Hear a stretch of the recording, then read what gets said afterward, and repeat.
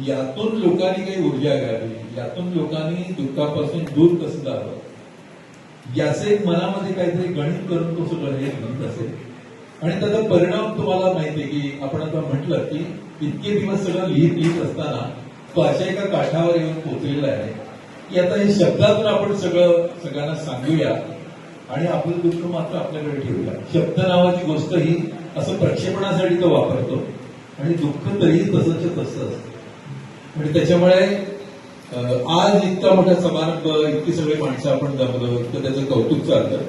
3 पुस्तकांचं प्रकाशन झालं. मी गंमत म्हणून सुधीर म्हणणार होतो की माझा शिष्य म्हणतो माझी पण 8 पुस्तकं झाली आणि गोपाळ सरांची 8 पुस्तकं झाली. तर हा एखाद्या शिष्याचं असं पुढे जाताना बघणं ते सुद्धा गुरुला अभिमानास्पदच असतं. आणि दुसरं म्हणजे शापूरमध्ये किंवा या किनवली गावामध्ये ज्या पद्धतीनं आम्ही रुजलेलो आहोत. मी नेहमी सांगत असतो की जेव्हा जेव्हा रेडिओवर मी पूर्वी लिखाण करायचो, प्रभातीमध्ये नावाचा कार्यक्रम असायचा आणि मला 5 चंक लिहावे लागायचे एक पानाचे.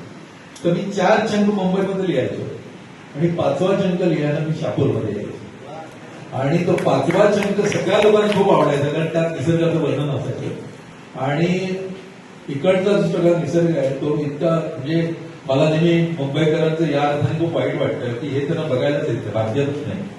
म्हणजे आपण आता